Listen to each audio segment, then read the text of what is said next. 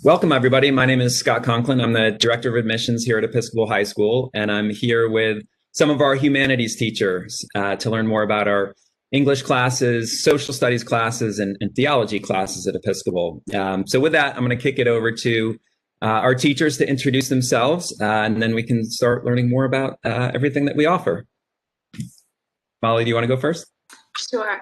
My name is Molly Pugh. This is my 13th year working at Episcopal High School. I am an English teacher and I'm the chair of the English department. I have lived and worked on Anderson dorm, which is predominantly our 9th grade girls dorm for all of my time at Episcopal. And I've also been involved with the Office of Equity and Community. So welcome to you all. Ms. Huntley, you're on mute. I'm Heidi Huntley, and I am a teacher in the social studies department. I also serve as department chair. This is my 15th year at Episcopal, and just have loved all the hats that I wear, whether it's teaching or I also work on the Anderson dorm team and get to know the 9th grade girls. I do some work with faculty program as well as advising students, and I look forward to sharing more with you about our program. Great. Thanks, Heidi. And Jeremy. Hi, my name is Jeremy Goldstein. I am the interim chair of the Theology department at Episcopal High School. I also wear a couple of other hats as well. You'll find that's a common theme with boarding school people. I run the McCain Ravenel Center for Intellectual and Moral Courage, and I coach and I do residential duties and all of the things that really engage me with the EHS community. Happy to be here to tell you a little bit about our theology department and our curriculum, and looking forward to this conversation. Thanks. Great. Thanks, everybody. All right, I'm going to kick it over to Molly to talk about our English department. Great. So our English department comprises many teachers and many different kinds of learning experiences. So you may be familiar with the term a Harkness discussion. Both our social studies and our English departments use Harkness-based discussion techniques quite a bit, and that really puts the impetus on students to talk, to share, to really listen to one another and respond thoughtfully. And so most of our classroom spaces in the English department involve some kind of work like that on a daily basis. As you can see on this slide, there are also other formats that we use, and we spend a fair amount of time teaching writing. So writing, like explicit writing instruction, where, for instance, in the 9th grade, we might begin with the basic paragraph and lean into the challenges of writing something in a really concise way, and then using that as an important building block. We also love to coordinate with the other departments around the school, and so you can find us over in Ainsley for one of my, which is the theater, for one of my favorite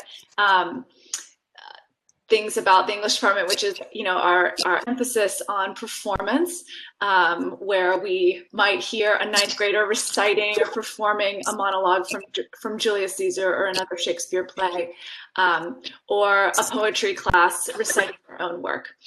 So we are a department with a lot of members, a lot of interests, and we teach to our interests and bring our enthusiasm really to all of our classes. So maybe moving on to the next slide, we divide up, all of our 9th graders take the same course. There are several different teachers, and they read some common texts in that course. And as I said before, it really tries to establish building blocks of writing. We know that students come to us with a variety of reading and writing experiences. And so we try to capitalize on everything that they bring, but also try to give a pretty common kind of instructional base. Our 10th grade, again, all students take the same course on the 10th grade level, and it looks much more specifically at the genres and the ways in which genres are defined and broken. And in particular, we study plays, poetry, fiction, and nonfiction in the 10th grade. And then our 11th and 12th grade, we really open up to just a variety of experiences. Students have to take English, but they get to choose which class they take. And they're in each class for a semester. So they'll be in class with 11th and 12th graders. All of the classes are considered advanced classes, and there's a huge variety from classes that focus on American literature to writing intensive classes to our famous Shakespeare classes that we've taught for years, although with more modern adaptations perhaps now. And you can see on this list that there is a huge variety of offerings. Plus, we managed to add a new one almost every year. So, thanks. Thanks, Molly. We're going to move it over to Heidi to talk about the social studies department. Great, thanks.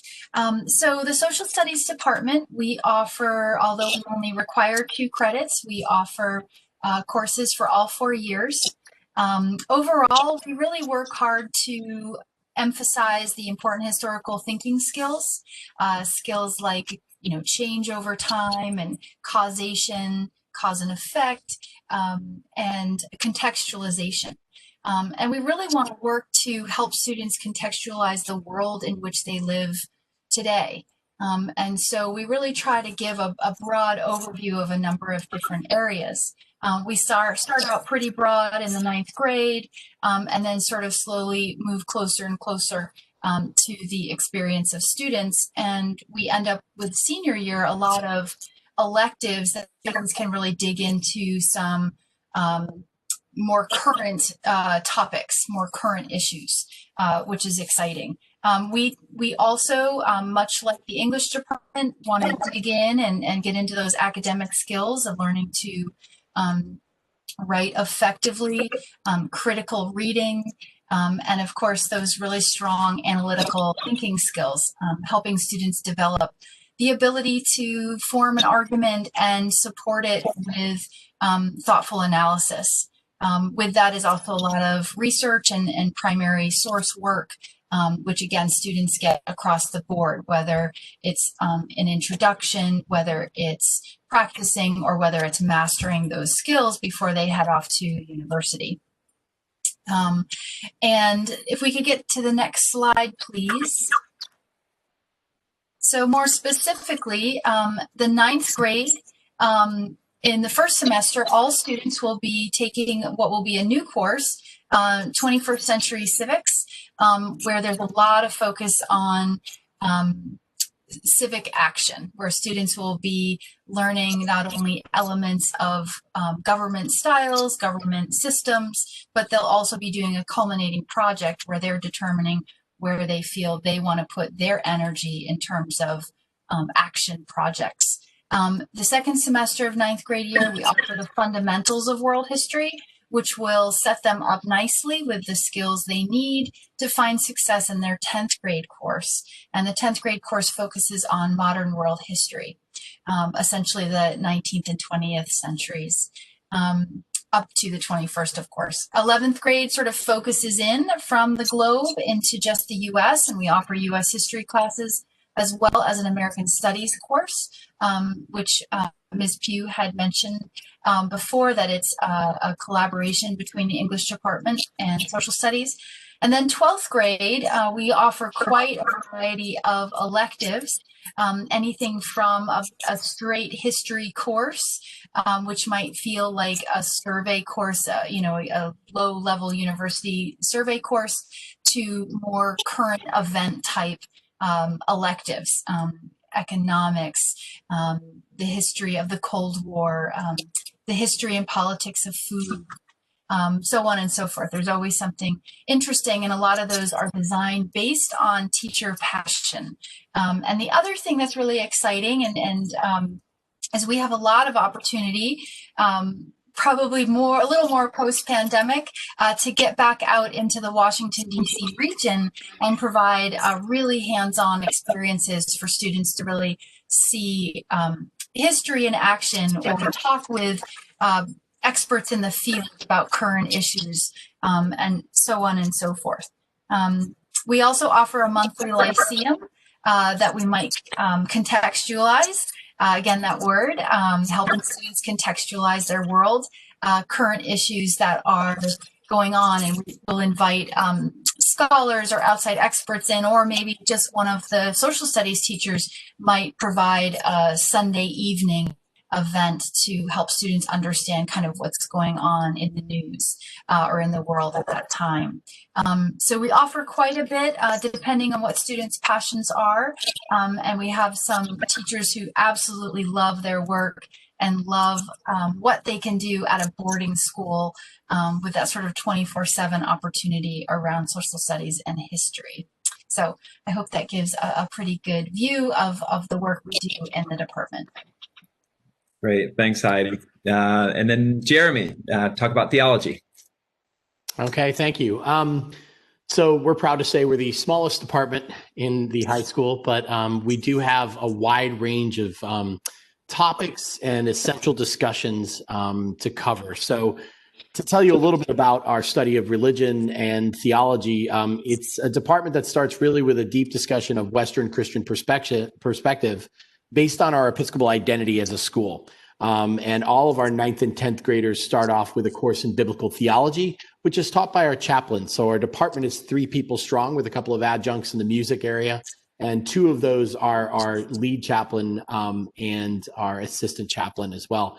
So the 2 of them cover mainly the biblical theology, covering the study of the Old Testament and the New Testament with 9th and 10th graders. And the really big sort of effort that we take is to relate those discussions and questions to a lot of current day decisions and discussions and questions and issues that students may face as well. And that's a really important entry to the theology program at Episcopal.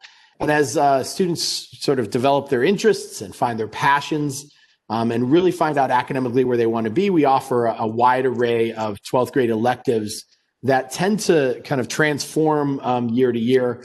Most recently, I taught the comparative or the world religion course, and we have an intro to Western philosophy, a course on Judaism, anti-Semitism, and genocide, music in the church, which is taught by many of our music professionals on campus who also work in church music, and then a senior biblical theology elective called Who is My Neighbor, about empathy and faith in general.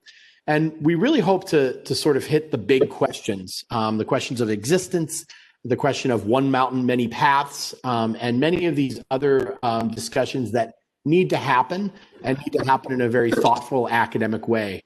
And by both the materials that we present and the content, and then also our connection to the area and region that we're in, which, as you've probably heard, that Episcopal is, the campus is affectionately called the Holy Hill. And it's not just because we're right next door to the seminary, but surrounded by multiple denominations of Christianity. There is a synagogue and temple nearby. So we are in an area that is very rich in spiritual knowledge and learning, and not to mention our connection to Washington, D.C. and the National Cathedral.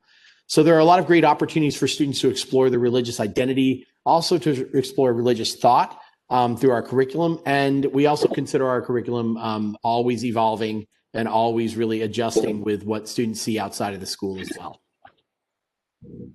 Great. Thanks, Jeremy. All right. I've got a few questions for our panelists here. I guess the first one would be, and this would be for each of you, what do you really enjoy about teaching English or history or theology at Episcopal? And how does being in a boarding school environment kind of enrich those opportunities to engage and teach with kids in a different way?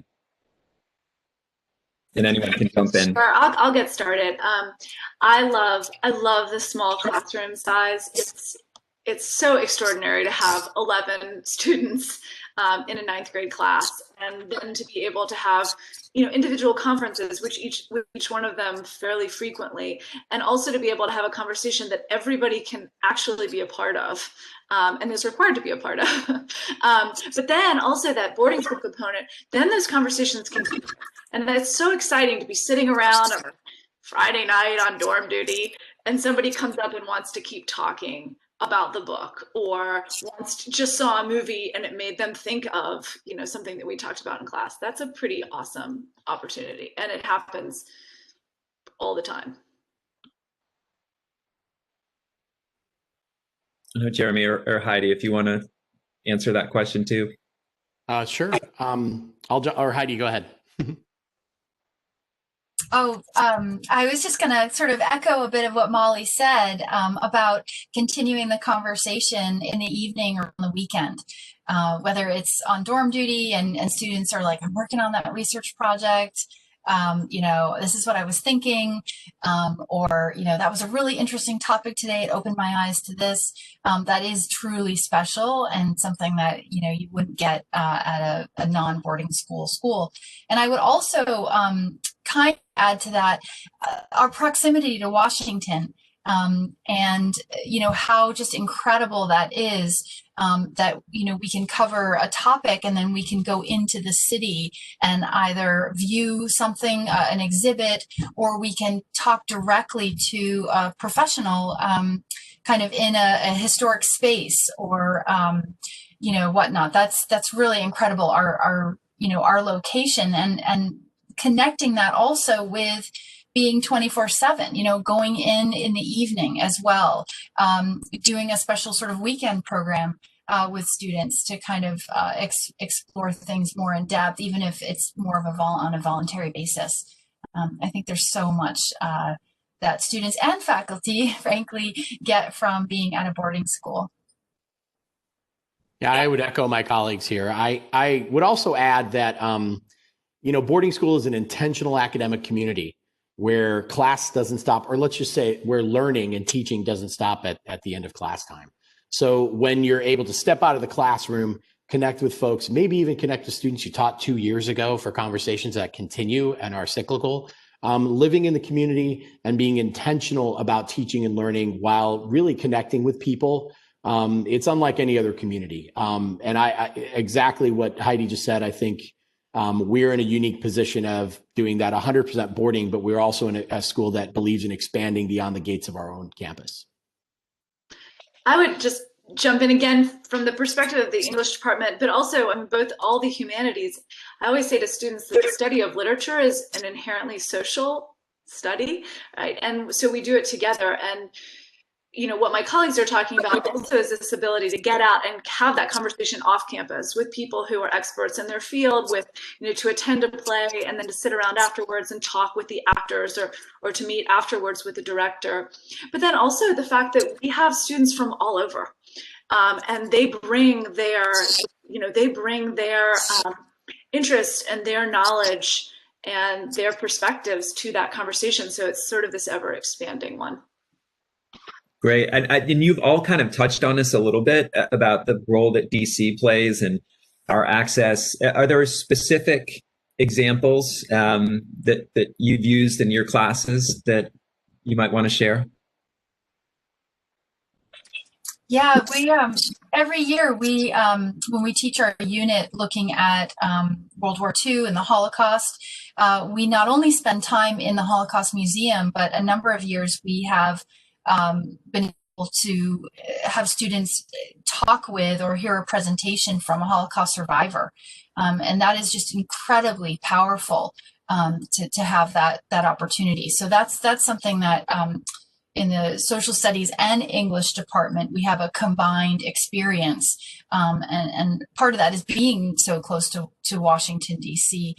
We, in our department, we've had everyone from members of the U.S. Department of Agriculture to the CIA to, various senators, staffers, spend time with students in small groups or even larger groups sometimes. So there's lots of just specific, examples, and sometimes it's a regular experience every year, and then some years it's sort of random that someone may have gotten a connection and that one class had this great opportunity. And you just never know what's going to come up in terms of who's going to have that connection and who's going to be willing to offer their time. But it's always kind of exciting to hear about them. Yeah, I would follow up on that, Heidi. I think the one of the interesting things is that we're positioned really well to kind of take advantage of coincidences of being in the Washington area. Specifically, I was able to, I keep an eye on this, of course, in Washington, D.C., but I was able to have my students meet the woman who wrote one of the texts in my class because she was coming and lecturing in D.C. at one of the universities in the area and also at the Department of State. So there aren't too many opportunities that present themselves when you aren't in this position here, this close to Washington. And I think the great thing is that when we see the opportunity, we take it. We hardly ever say no to those kinds of great opportunities. So it creates this long-lasting memory for students. It was like, oh, I had the opportunity to talk to the person who wrote the book that I read in my class, or who has made a huge decision in Congress. Or even we've had students camp out for the opening arguments of the Supreme Court. These are memory makers for students, and I think that's something that we do really well.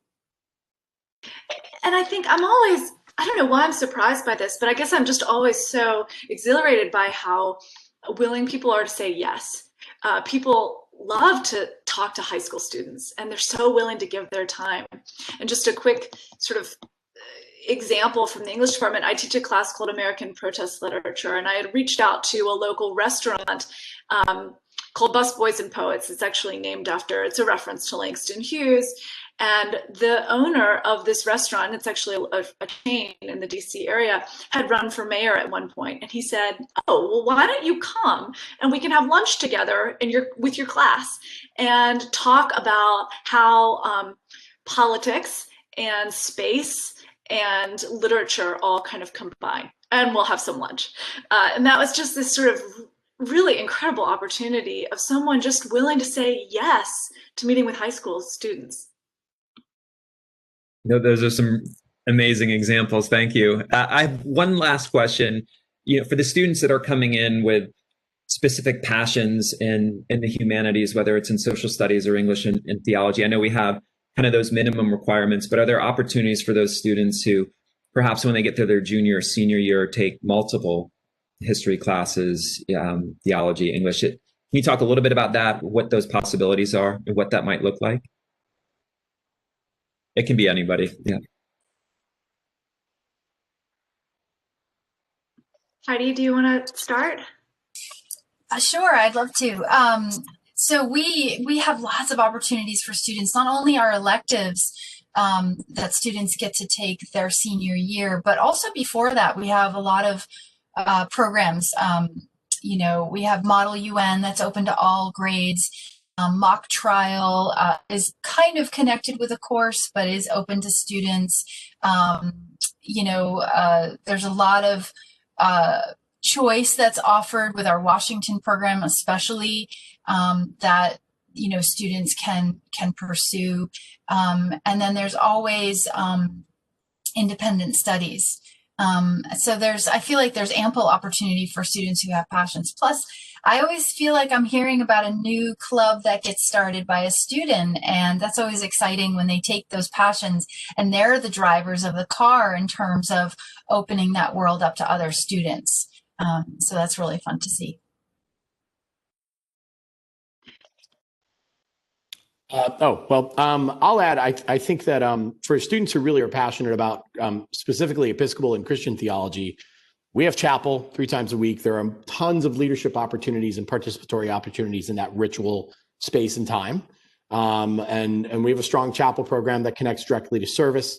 But additionally, I think that I'll add that if you can imagine it at Episcopal, you can do it.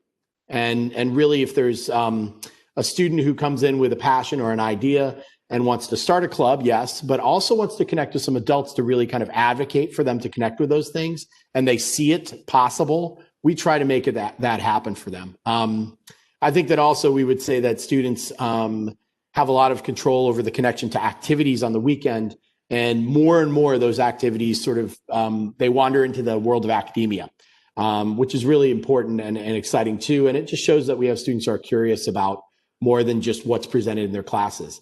I'll also add that I think when our seniors hit their senior year, they can double up on those electives that they find they love. They can almost major in something by doubling up on that. Yeah, I think that majoring, that's a good term to describe it. We definitely have a number of students who will choose that in a variety of areas, not just humanities. But we also we've got a vibrant literary and award-winning literary magazine that's mostly student run and that gets submissions from all over the school. And this year is taking faculty submissions, so we'll see. And we also have a newspaper. It has online and a print edition. We also have, these clubs that my colleagues are talking about. We have a manga club for people who are kind of interested in exploring literacy and artwork in different ways. And then we also offer the potential for independent study. And I think we've got adults on campus with such wide interests that if you want to pursue something, someone's usually willing to say yes and to bring some level of expertise or at least a resource-driven curiosity to help students with that project. Well, Molly and Hadi and Jeremy, thank you so much for sharing more about these departments and clearly your passion for English and social studies and theology and teaching kids and being in a boarding school environment is really evident. For the prospective students that are or parents that are watching, if you do have more questions about any of these departments, feel free to reach out to me, and I'm happy to put you in contact with Molly and Jeremy and Heidi. So thanks for joining us today, and we look forward to hopefully seeing you for the next steps in the application process.